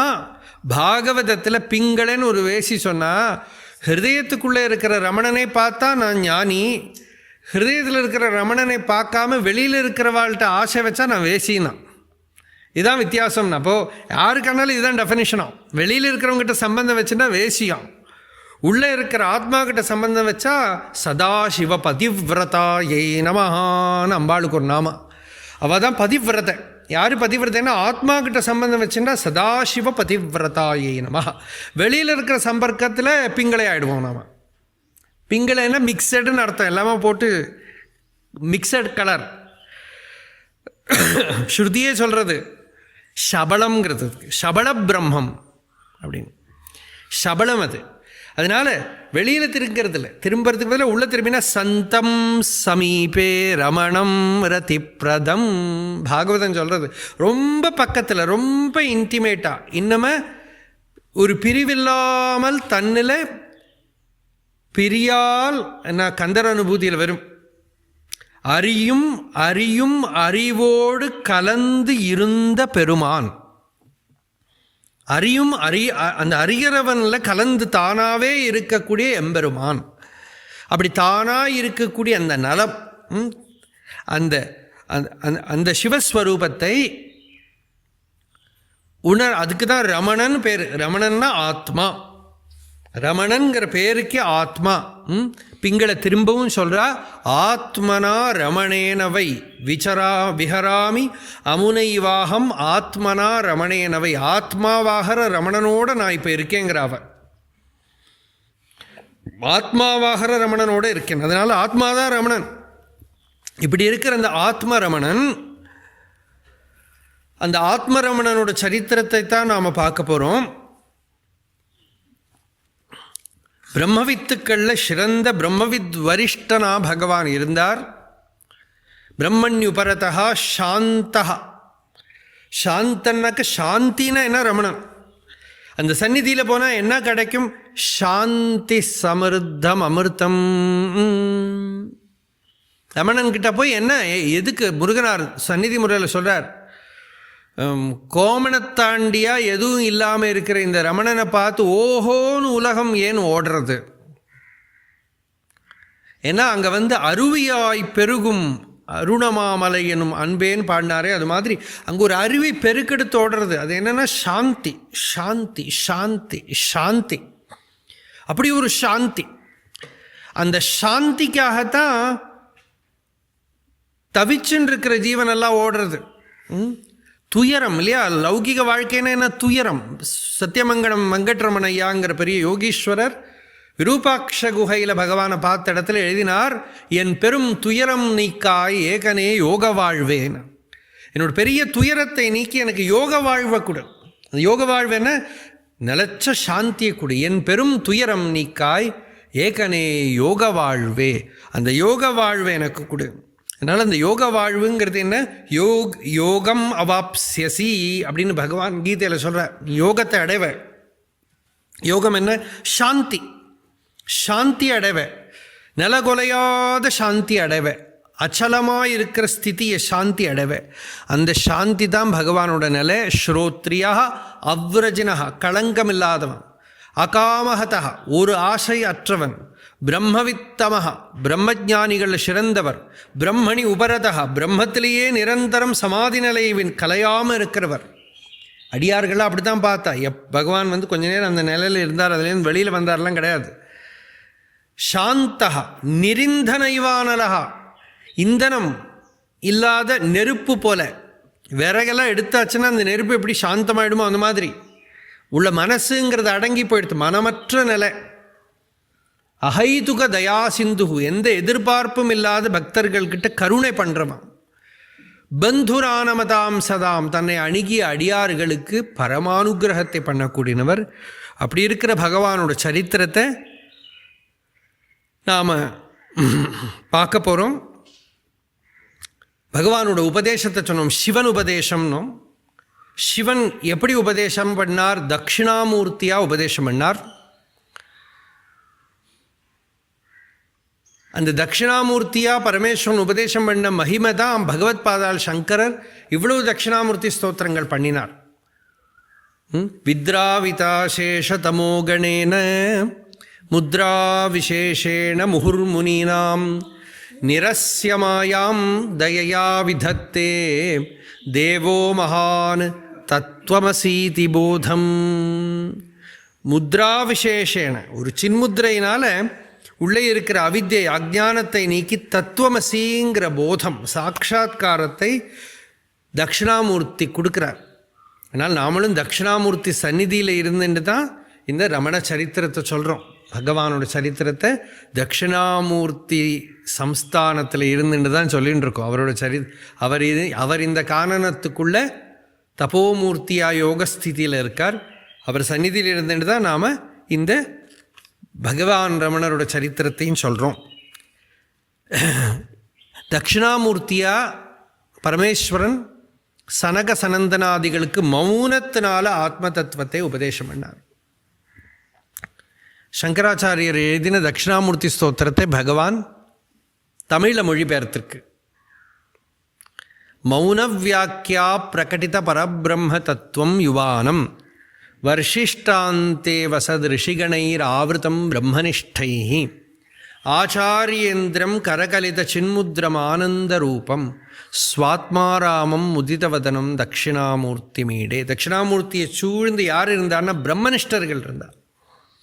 பகவான் ரமண பகவான் நீங்கள் காலத்துக்கு முன்னாடியும் பின்னாடி நிறைய பிரசித்தரான மகான்கள்லாம் இருந்திருக்கா. சில பேருக்கெல்லாம் ஆயிரக்கணக்கு சீடர்கள் இருந்திருக்கா. ஆனால் பகவானுக்கு எப்போ பார்த்தாலும் கொஞ்சம் பேர் தான் அங்கே இருப்பான் சந்நிதியில். ஈவன் லாஸ்ட்டு 40s கூட பார்த்தா ஒரு 50 பேர் 60 பேர் 100 பேர் மேக்ஸிமம் இருப்பாள் சில நாளில். ஆனால் நடனானந்தர் பகவான் அடியார்களில் ஒரு பெரியவர். அவர் கதையெல்லாம் நாம் பார்ப்போம். அவர் சொல்கிறார், பகவான்கிட்ட 4-5 தான் இருப்பா, ஆனால் ஆவிரதம் பிரம்மனிஷ்டைகி, அந்த இருந்தவர்கள்லாம் பிரம்மனிஷ்டர்களாக இருந்தா. சில பேர்லாம் வந்து ஒரு உபன்யாசம் என்றவர் சொல்கிறத கூட கேட்டேன்னா, பகவான் ரமணருக்கு சிஷ்யாலே இல்லை அப்படின்னு. ஏன்னா அதுவே நிறைய பேருக்கு தெரியாது, அதுவே ஒரு பெரிய விபூதி. ஏன்னா கூட இருந்து அந்த நிலையை அடைஞ்ச ஞானிகளாக இருந்தவன் ஏதோ உலகத்தில் ஏதாவது பண்ணால் தானே தெரியும். அனுபூதி நிலையில் பூர்ணமாக பழுத்து போனவா இருந்தால் யாருக்கு தெரியும் இல்லையா? எத்தனை பேரை நான் பார்த்துருக்கேன். நான் எத்தனை வருஷத்துக்கு அப்புறம் ரமணாசிரமத்துக்கு வந்திருக்கேன். பகவானோட சமாதிக்கு அப்புறம் எத்தனையோ வருஷத்துக்கு அப்புறம் வந்து என்னோட திருஷ்டியில் காண்ற மாதிரியே பிரம்மனிஷ்டர்களாக இருக்கிற மகாபுருஷர்கள் இருந்தால் அவ்வளவு பேர். அந்த சந்நிதியில் வந்தவாளெல்லாம் ஞான நிலை அடைஞ்சா, அனுபூதி நிலை அடைஞ்சா, ஒரு முறை பார்த்தவா கூட பரம பாக்கியத்தை பண்ணினா. ஒரு சகிருத் அதன விதூத துவந்துவ தர்மா வினஷ்டாக அப்படின்னு பாகவதம். ஒரு தடவை அந்த மௌனத்தை குடித்தவன் துவந்துவம் துவைதம் எல்லாம் போய் ஞான நிஷ்டர்களா, சாட்சாத்கார நிஷ்டர்களா ஆயிட்டாளாம். அப்போது அப்படி இருக்கிற இந்த பகவானோட சரித்திரத்தை நாம் பார்க்குறோம். பகவான் நமக்கு மௌனத்தில் தட்சிணாமூர்த்தி மாதிரி உபதேசம் பண்ணித்து, ஒரு சமயம் பகவான்கிட்ட ஒரு பண்டிதர் வந்து கேட்குறார் பிரம்ம தத்துவத்தை பற்றி. அது சஜாதீய விஜாதீய ஸ்வகதபேதரகிதமாக இருக்கு இல்லையா? இப்போ கேட்டாலே நீங்கள் பயந்துடுவேன். இப்படி ஒரு கேள்வி கேட்குறார் பகவான்கிட்ட. அது மாதிரி அதை பற்றி என்னென்னமோ விஷயங்கள்லாம் கேட்குறார். இப்படி கேட்டதுமே பகவான் பாட்டு பேசாமல் இருந்தது. இவர் பாட்டுக்கு நிறைய தார்க்கிக பாஷையெல்லாம் உபயோகப்படுத்தி அப்படியா இப்படியா எல்லாம் கேட்டார். பகவான் எல்லாம் கேட்டுவிட்டு சிரிச்சுன்னு சொன்னார், இந்த மாதிரி எந்த விஷயமும், அந்த இடத்துல தான் ரொம்ப ஆச்சரியமான பதில் பகவானோட, இந்த மாதிரி எந்த விஷயமும் தட்சிணாமூர்த்தியோட உபதேசத்தில் இல்லை. அவர் மௌனமாக இருந்தார். சிஷ்யர்களோடு உள்ள இருக்கிற அஜ்ஞானமெல்லாம் போச்சு, சாட்சாத்காரத்தை அடைஞ்சார். சித்திரம் வடதரோர் மூலே விருத்தா சிஷ்யா குருர் யுவா குரோஸ்து மௌனம் வியாக்கியானம் சிஷ்யாஸ்து சின்ன சம்சயாக.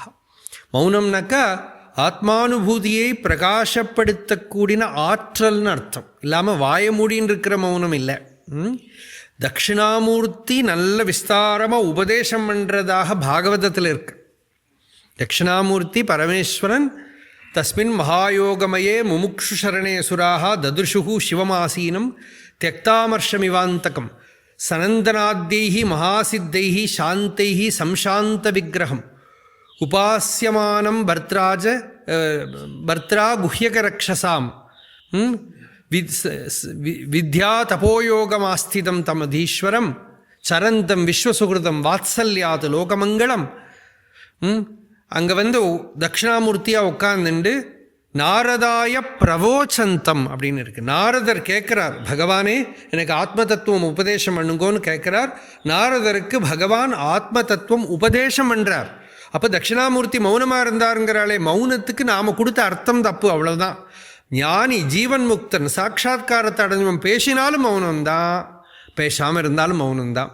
அவள் பேசாமல் இருந்தாலும் பிரம்மசூத்திரத்தில் சங்கராச்சாரியர் ஒரு கதை சொல்கிறார். ஒரு குரு சிஷ்யர் போகிறார், குரு பேசவே இல்லை. ரொம்ப நேரத்துக்கு அப்புறம் சிஷ்யர் கேட்குறார், நீங்கள் உபதேசம் பண்ணலையே.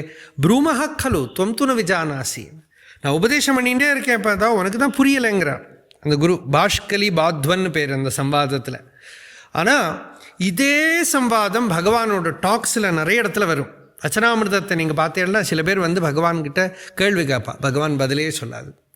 திருப்பி கேட்பா, பதிலே சொல்லாது. அப்போ இவா கேட்பா, பகவானே நாங்கள் கேட்குறோமே, நீங்கள் பதில். நான் உபதேசம் பண்ணிகிட்டே இருக்கேன்ப்பா, உனக்கு தான் புரியலை அப்படின்னு. நான் உபதேசம் பண்ணிகிட்டே தான் இருக்கேன், உனக்கு புரியலை. ஆனால் பேசினாலும் பேசாட்டாலும் ஞானியோட நிலை உபதேசம்தான். சில சமயத்தில் ரமணாசிரமத்தில் சமையல் கட்டுக்குள்ளே, கிச்சனுக்குள்ளே வயசான பாட்டிகள்லாம் இருக்கா. சாந்தமா பாட்டி, சங்கரமா பாட்டி, சம்பூர்ண பாட்டி, எல்லாம் பாட்டி தான். எல்லாம் அவள்லாம் சமையல் பண்ணுறவா. அந்த காலத்துல எல்லாம் பாட்டிமாராக இருந்திருக்க மாட்டா, எல்லாம் கொஞ்சம் கூட மத்திய வயசில் இருந்திருப்பா. எல்லாம் விதவைகள், காஷாயம் கட்டின்றவா, எல்லாம் சமையல் பண்ணின்னு இருக்கா. பகவான் அவளுக்கெல்லாம் போய் சமையலுக்கு இன்ஸ்ட்ரக்ஷன் கொடுக்கும், இப்படி பண்ணு அப்படி பண்ணு எல்லாம் சொல்லிக் கொடுக்கும். அந்த சாந்தமா பாட்டி சொல்கிறா, எங்கே தான் படிச்சுன்றதோ தெரியலை, ஒரு நாள் தெரியாமல் குழம்பில் நிறைய உப்பு போட்டுவிட்டேன். உப்பு கம்மியாக இருந்தால் எடுக்கலாம். இப்போ நிறைய உப்பு போட்டுவிட்டேன், என்ன பண்ணன்னு தெரியல, நிறைய பேர் சாப்பிட வருவா, டைம் ஆகிடுது, பகவானை என்ன பண்ணும் தெரியலையே, பகவானை நிறைய உப்பு போட்டுவிட்டேனே. பகவான் என்ன பண்ண, நிறைய சாதத்தை எடுத்து ஒரு பாத்திரத்தில் போட்டு பட்டை அடித்து இன்னும் அது பண்ணிவிட்டு அதை அப்படியே கட்டி கீழே போட்டுவிடுத்தான் சாம்பாருக்குள்ளே. அந்த உப்பையெல்லாம் அது இழுத்து எடுத்துடுத்தான். இது என்ன டெக்னிக்கு, இவ்வளோ நாளாக நாங்களும் தான் சமையல் பண்ணிட்டுருக்கோம், இது எதுவும் தெரியலை, இது எங்கேருந்து படிச்சுட்டதோ தெரியலேம்பா. அப்படின்னா சர்வஜகானக்க எல்லாம். அப்போது இந்த மாதிரியெல்லாம் அவளுக்கு சில விஷயங்கள் சொல்லிக் கொடுக்கும். சில சமயம் வேடிக்கையான இன்சிடென்ட்ஸ் கூட நடக்கும். அவளுக்கு கத்திரிக்காய் காம்பையெல்லாம் கட் பண்ணி ஒரு நாளைக்கு வேக வச்சுருது. சும்மா கதை சொல்கிற போது ஆரம்பத்திலேயே பகவானோட கதைகளை கொஞ்சம் தொட்டுண்டு தான் போகிறேன் உங்களுக்கு சரித்தது.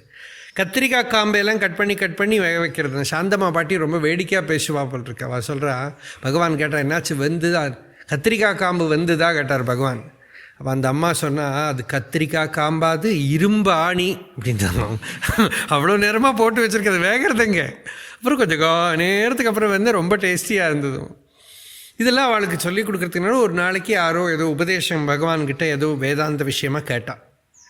அந்த சீனை நினச்சி பார்க்கணும். நீங்கள் ரமணாசிரமத்தில் பொறுத்த கிச்சனில் சமையல் அறைக்குள்ளே போகிற போது அங்கே நிறைய உபனிஷத்துலாம் நடந்திருக்கு. இதெல்லாம் அங்கே வளமாக கேட்குறா, கேள்வி கேட்டால் பகவான் பதில் சொல்லித்து ரொம்ப நேரம் சொல்லித்து, அப்பவும் தெளிவாகலையே அவளுக்கு. அது எந்த இடத்துல, இந்த பக்கம் சாம்பார் கொதிச்சுன்னு இருக்குது, இந்த பக்கம் ரசம் கொதிச்சுன்னு இருக்குது, இந்த பக்கம் அப்பளாங்காச்சின்னு இருக்கா, அந்த பக்கம் சாதம் ஆயின்னு இருக்கு, நெருப்புக்கு நடுவில் எல்லா இடத்தையும் அக்னி, அதுக்கு நடுவில் பகவான்கிட்ட கேள்வி கேட்டு பகவான் ஏதோ பதில் சொல்லித்து இவாளுக்கு அப்போ தெளிவாகலை. பகவான் அந்த சாம்பார் இப்படி போட்டு கரண்டியால் இப்படி பண்ணின்னு இருக்கிறத இந்த பக்கம் உள்ளே போட்டுடுத்து. அப்படியே அச்சலமாக சித்திரார்ப்பிதாரம்பம் இவாவத்தஸ்தேன்னு காளிதாசன் சொல்கிறாங்க. சித்திரத்தில் வரைஞ்சி வச்ச மாதிரி அச்சலமாக அப்படியே உட்காந்துடுத்து.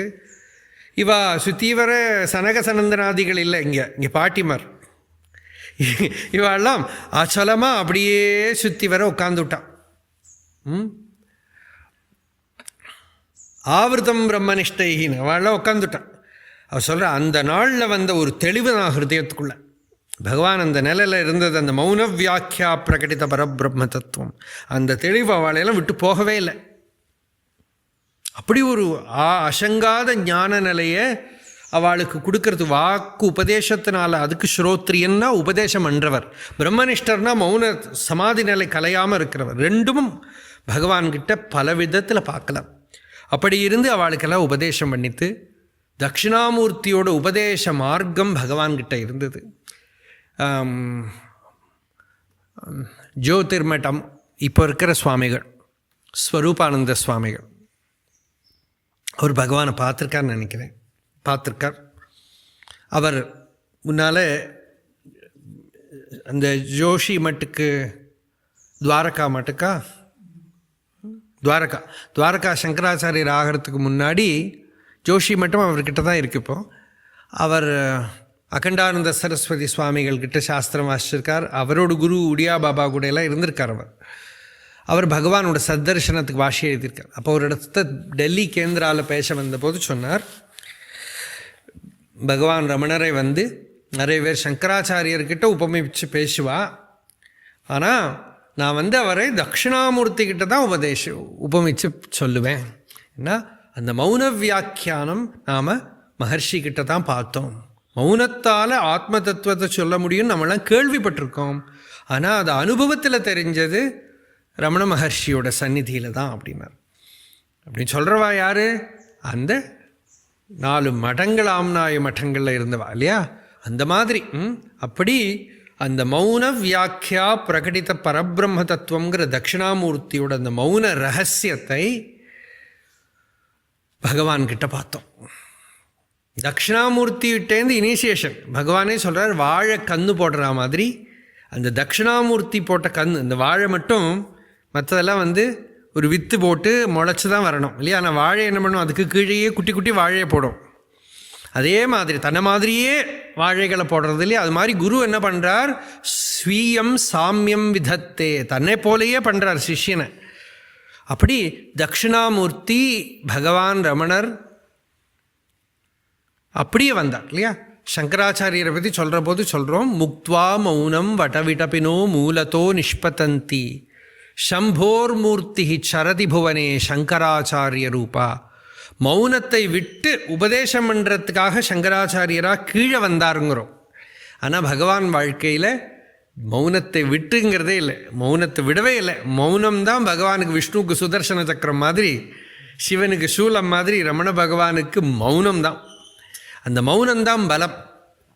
அந்த கம்பீர மௌனத்தில் சம்டைம்ஸ் பெரிய பெரிய பண்டிதர்கள்லாம் கூட ஆடி போயிடுவான். அவ்வளோவெல்லாம் பால் பிரண்டன் சொல்கிறார், இம்ப்ரக்னபிள்ங்கிற, அவ்வளோ ஈஸியாலாம் பக்கத்தில் போயெல்லாம் பேசிவிட முடியாதெல்லாம் முடியாது. சர்வசாதாரணமாக அவைலபிளாக இருக்குது, 24 மணி நேரம் நடுவில் இருப்பார். ஆனால் அவ்வளோ ஈஸியாலாம் அப்ரோச் பண்ண முடியாது. அந்த சந்நிதி அவ்வளோ கம்பீரமாக இருக்கும். அப்படி இருக்கிற அந்த பகவானோட சரித்திரத்தை நாம் பார்க்க போகிறோம். எப்படி நமக்கு சங்கராச்சாரியர் பிரஸ்தானத்ரய பாஷ்யம் பண்ணி கொடுத்தாரோ அதுபோல் பகவானும் நிறைய ஸ்தோத்திர கிரந்தங்களை கொடுத்துருக்கார், சாஸ்திர கிரந்தங்களை கொடுத்துருக்கார். ஸ்தோத்திர கிரந்தங்கள் தமிழில் இருக்குது. அக்ஷரமண மாலை, நவமணி மாலை, பதிகம், அருணாச்சல அஷ்டகம், அருணாச்சல பஞ்சரத்னம். இந்த அருணாச்சல பஞ்சரத்னம் சம்ஸ்கிருதத்தில், மூலம் சம்ஸ்கிருதத்தில் இருக்குது, அப்புறம்தான் தமிழில் வந்தது. அதே போல் 1-2 ஸ்லோகங்கள் முக்தகங்கள்லாம் சம்ஸ்கிருதத்தில் இருக்குது. பகவான் அப்புறம் ரொம்ப முக்கியமான சாஸ்திர கிரந்தமாக உபதேச சாரம் உள்ளது 40 இதை கொடுத்துருக்கார். உள்ளது 40 பகவானோட உபனிஷத்துன்னு சொல்லணும், அவ்வளவு எசன்ஸை கொடுத்துருக்கார். உபதேச சாரம், உபதேசம்னாலே வேதம், சாரம்னா வேதத்தோட சாரம், கர்மா, உபாசனை, பிராண வித்யை, ஞானம் எல்லாம் அதுக்குள்ளே இருக்குது அந்த 30 ஸ்லோகத்தில். அப்படி உபதேச சாரத்தை கொடுத்துருக்கார். ரமண கீதை, காவியகண்ட கணபதி முனி கேள்வி கேட்டு பதில் கொடுத்த ரமண கீதை, எப்படி பிரஸ்தானத்திரையும் சொல்லுவோம் நாம். சில பேர் உள்ளது 40 உபதேச உந்தியார், குருவாச்சக கோவைன்னு முருகனார் எழுதினதையும் எடுத்துப்பான். இப்படி நிறைய வேதாந்த கிரந்தங்கள், நிறைய வேதாந்த கிரந்தங்கள். முருகனார் சுவாமியே 40,000 பாடல் வார்த்திகம் எப்படி எழுதினாரோ அதுபோல் எழுதியிருக்கார். எல்லாம் வேதாந்த விஷயங்கள்லாம் ரமண ஞானபோதம் அப்படின்னு எழுதியிருக்கார். இப்படி நிறைய கிரந்தங்களும் நமக்கு கிடச்சிருக்கு. இதெல்லாம் பகவானோட பூர்வம். நம்ம பகவான் கதை சொல்கிறதுக்கு முன்னாடி அந்த மகா வைபவத்தை கொஞ்சம் கொஞ்சம் நினச்சி பார்க்குறோம். அதுக்கப்புறம் அருணாச்சலம் தான் பகவானோட லீலையை எல்லாரும் தரிசனம் பண்ணி நடம். அருணாச்சலம்னா என்ன, அச்சலம்னா என்ன, மலை, அருணகிரி. அந்த அருணகிரியை புராணங்கள், ஸ்கந்த புராணம், சிவபுராணம், இதெல்லாம் அருணாச்சல மகாத்மியத்தை பாடியிருக்கான். சிவரகசியம், ஸ்கந்த உபபுராணம், இதில் எல்லாம் அருணாச்சலம் வருது. இந்த அருணாச்சலத்தில் புராணம் என்ன சொல்கிறதுன்னா 96 பிரம்மாக்கள் அருணாச்சலத்தை பூஜை பண்ணியிருக்கலாம். 96 பிரம்மாக்கள் தான் 96 மகாப்பிரளயம் ஆகிடுதுன்னு அர்த்தம். 96 மகாப்பிரளயத்தை அது பார்த்துருக்கு அப்படின்னு சொல்கிறா. என்னவானாலும் இன்றைக்கி இருக்கிற ஜியாலஜிக்கலாக பார்க்குறவாள் என்ன சொல்கிறான்னா 3.8 பில்லியன் இயர்ஸ் ஆகிடுது அந்த ராக் ஃபார்மேஷனுங்கிறான். One of the oldest rock formation. ஹிமாலயத்தை விடலாம் எவ்வளவோ பழைய மலை. 3.8 பில்லியன் இயர்ஸ், எவ்வளவோ கோடி வருஷங்கள் பின்னால் உண்டான பர்வதம் அது. அதனால் பாஹ்யமாக பார்த்தா கூட அந்த அருணாச்சலத்தை நம்ம புராணங்களில் சாக்ஷாத் சிவஸ்வரூபமாக, பரமேஸ்வரனோட ஸ்வரூபமாகவே இருக்குது. ஞானிகளை எல்லாம் தன்கிட்ட அழைச்சி உபதேசம் பண்ணுறது. அதனால் ஞான தபோதனரை வா என்று அழைக்கும் மலை. ஞான தபோதனரை தன்கிட்ட அழைக்கிறது. அந்த காலத்தில் அகஸ்தியர், துர்வாசா, கௌதமர், பிருகு, அத்திரி இவாள்லாம் வந்திருக்கா. அப்புறம் ஞானசம்பந்தர், மாணிக்க வாசகர், திருநாவுக்கரசர், சுந்தரமூர்த்தி சுவாமிகள், இவாளெல்லாம் பெரும்பாலும் பேர் அருணாச்சலம் தெரியப்படுற மாதிரி இருக்கிற பக்கத்து ஊரில் பிறந்தவா தான் எல்லோரும். இப்போது நீங்கள் போனேன்னா சுந்தரர் கதை, திருநாவுக்கரசர், அந்த திருமுனைப்பாடி நாடும்பா. அந்த திருமுனைப்பாடினாக்க வேலூர்லேருந்து பாண்டிச்சேரி வேறு இருக்கிற ஒரு பெல்ட், ஒரு கிட்டத்தட்ட ஒரு 100 கிலோமீட்டருக்கு மேலே. அது அந்த காலத்தில் யுத்த பூமின்னு சொல்லுவாது, எல்லாம் குதிரையை கொண்டு வந்து நிறுத்தக்கூடிய இடம். அந்த ஏரியாவில் தான் இந்த மகான்கள்லாம் பறந்திருக்கா, நிறைய பேர் ஞானிகள், பரம பக்தாள், அனுபூதிமான்கள்லாம். இவாள் எல்லாரும் அருணாச்சலத்தை தரிசனம் பண்ணியிருக்கா. பகவத் பாதாள் சங்கராச்சாரியர் சங்கர விஜயத்தில் இல்லை, ஆனால் தேச ஐதிஹியத்திலையும் பின்ன சங்கராபியுதயங்கிற ஒரு கிரந்தத்திலையும் பகவத் பாதாள் அருணாச்சலத்தை தரிசனம் பண்ணினதாக கதை இருக்குது. அதில் நம்ம ஆத்ம தீர்த்தத்துலேயும் அதை போட்டிருக்கோம். அதுக்கும் மேலே அருணாச்சலத்தை பற்றி அவள் ஸ்துதி பண்ணினதாக மேரு சமானமான அந்த இடத்துல எப்படி அது ஆரம்பம், ஸ்ரீசக்கராங்கித சோணசைல வபுஷம் அப்படின்னு ஆரம்பம் ஒரு ஸ்தோத்திரம். அது ஸ்ரீசக்கராங்கித சோணசைல வபுஷம் அப்படின்னு அண்ணாமலையை ஸ்துதி பண்ணினதாக சொல்கிறா பகவத் பாதாள். அது மேலே தட்சிணாமூர்த்தி ஸ்தோத்திரம், நம்ம இப்போ தட்சிணாமூர்த்தி தானே விஷயம், அந்த தட்சிணாமூர்த்தி ஸ்தோத்திரத்தையே அருணாச்சலத்தில் வச்சு இயற்றினதாகவும் எழுதப்பட்டதாகவும் சொல்லப்படுறது. ஏன்னா அது தட்சிணாமூர்த்தமாகவே இருக்கே, அது மௌனஸ்வரூபமான உபதேச மலையாகவே இருக்குது. பகவானே சொல்கிறார், பாத்தனன் புதுமை உயிர்வலி காந்த பர்வத மொருதரம் இதனை ஓர்த்திடும் உயிரின் சேஷ்டையை ஒடுக்கி ஒரு தனது அபிமுகமாக ஈர்த்து அதை தன்போல் அச்சலமாச் செய்யும் இன்னுயிர் பலிகொளும் இக்தென் ஓர்த்துயுமின் ஒரு கால் உளமதில் ஒளிரி உயிர்கொலி அருணமாகிரியே அப்படின்னு. இந்த அருணமாகிரி இருக்கே, தன்னைப்போலையே தன்கிட்ட வரவாளுக்கு அச்சல தத்துவத்தை உபதேசம் பண்ணுறது, தன் பக்கத்தில் இழுத்துன்னு வந்து மௌனம் பண்ணி விடுறது, நிச்சலம் பண்ணி விடுறது, அடக்கி விடுறது.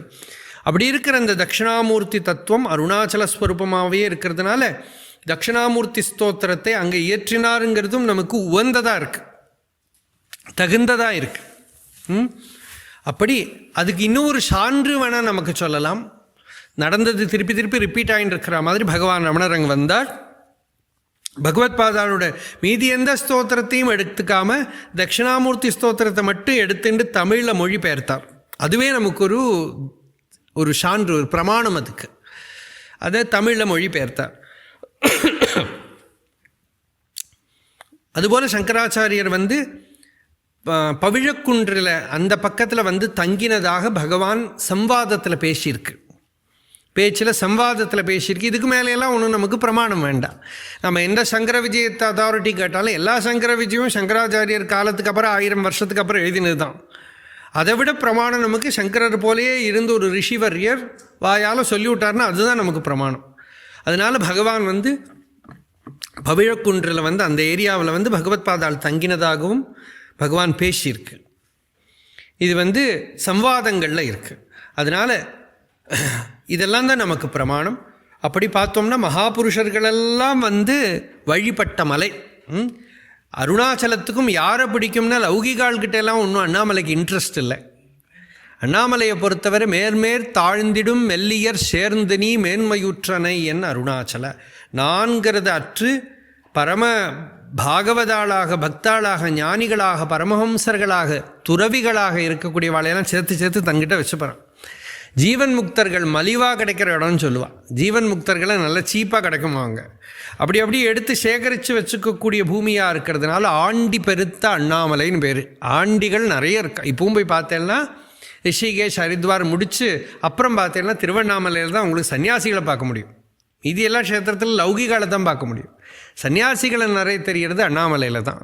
எங்கே பார்த்தாலும் பஸ்மதாரிகளாக, ருத்ராட்சதாரிகளாக மொட்டை அடிச்சுட்டு மலையை சுற்றிட்டு இருந்துட்டு அங்கங்கே ஓரத்தில் உட்காந்துட்டு, அதுதான் அண்ணாமலைக்கு அழகு.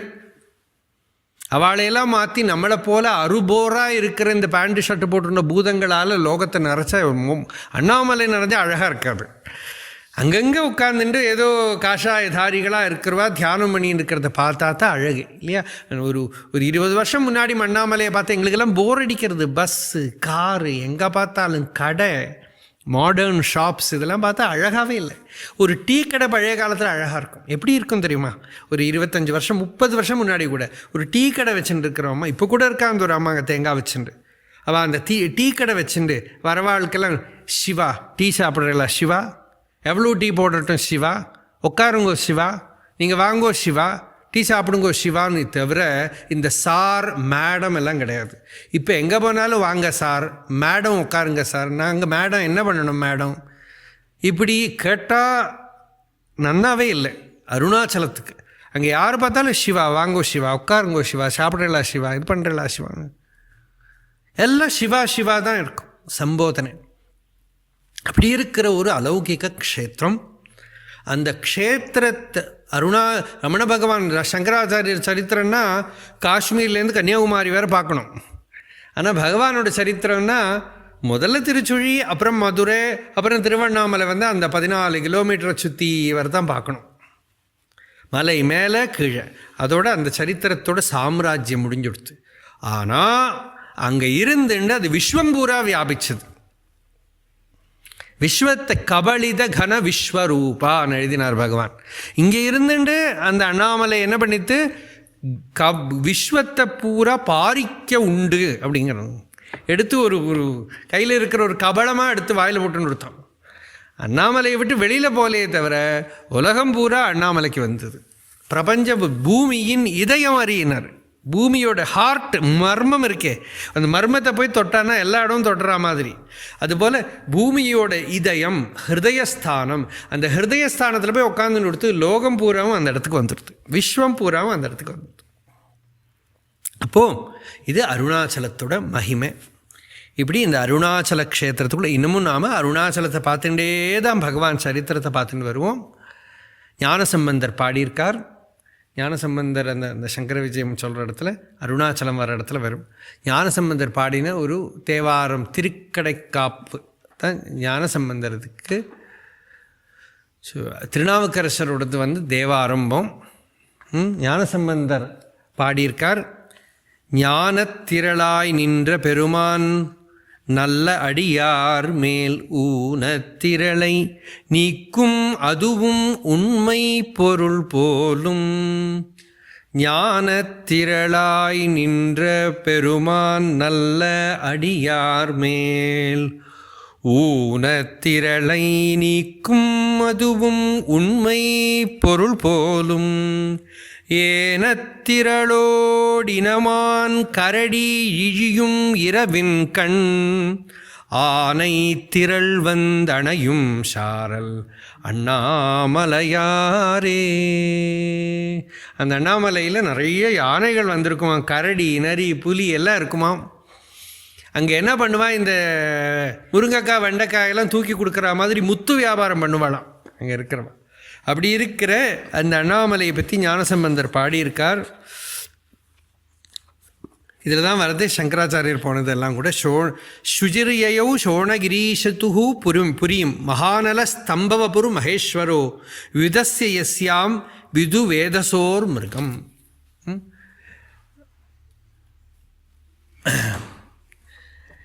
இந்த அண்ணாமலை அருணாச்சலம் பகவானோட மந்திரமே அருணாச்சலம் தான். வேதத்தில் கர்மகாண்டம் முதல் ஸ்டெப்பு, அப்புறம் உபாசனா காண்டம். உபதேச சாரத்தை பார்த்தா முதல்ல கர்த்துராக்ஞையா பிராப்பியதே பலம்னு வருது. அப்புறம் அடுத்தது உபாசனை வருது.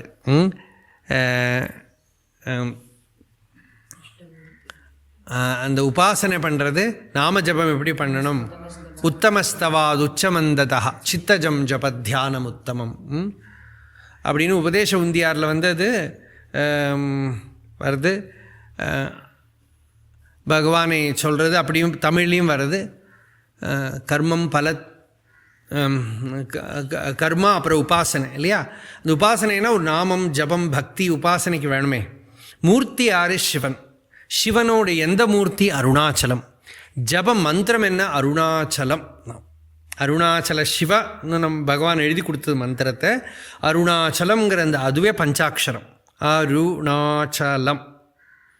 அதுதான் பகவானோட ஹிருதயத்தில் துடிச்சுண்டே இருந்த பஞ்சாட்சரம் அருணாச்சலம். எழுதுறது அதை சங்கீர்த்தனமாக பண்ணி கொடுத்தது பகவான். அருணாச்சல சிவ அருணாச்சல சிவ அருணாச்சல சிவ அருணாச்சலாம் அருணாச்சல சிவ அருணாச்சல சிவ அருணாச்சல சிவ அருணாச்சலா மகாமந்திரம் மாதிரி பண்ணி கொடுத்தது. இந்த அருணாச்சல க்ஷேத்திரத்தில் அந்த சிவபக்தர்களில் அப்புறம் வந்தவா குஹை நம சிவாயர், ஈசான்ய தேசிகர், பகவான் வரத்துக்கு கொஞ்ச நாள் முன்னாடி வந்தவர் சேஷாத்ரி சுவாமிகள், அருணகிரிநாதர் அதுக்கு முன்னால் வந்தவர், பட்டணத்து சுவாமிகள் வந்திருக்கார். இவாள்லாம் அங்கே வந்திருக்கா. அருணகிரிநாதர் திருவண்ணாமலையிலே பறந்து வளர்ந்தவர். அவளோட சரித்திரங்கள்லாம் நம்ம சாந்தர்பிகமாக அந்தந்த இடத்துல தொட்டு தொட்டு பார்த்துட்டு வருவோம். பகவானோட கதைக்கு வரத்துக்கு முன்னாடி இவ்வளவு பேர் எல்லாரும் அருணாச்சலத்தை வந்து பார்த்துருக்கா. நிறைய அடியார்கள் என்ன பண்ணுவாளா, ஒரு கதை உண்டு. திருக்கோயிலூர் அந்த பக்கத்துலேருந்தே திருவண்ணாமலை ஜோதி வடிவாக தெரியும், பார்த்துட்டு போயிடுவாளாம்.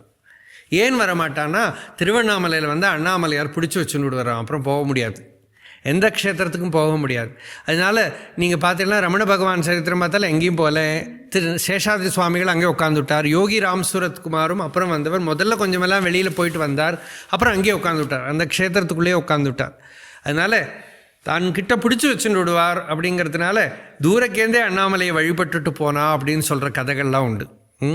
இப்படி அந்த அருணாச்சலங்கிற அந்த அனலவபுகு அக்னி ஸ்தம்பம், அந்த க்ஷேத்திரம்தான் நம்ம கதைக்கு ஆதார ஸ்ருதி போல இருக்குது. ரமண பகவானோட சரித்திரத்துக்கு இந்த பகவான் கதையை நாம் பார்க்க போகிறோம்.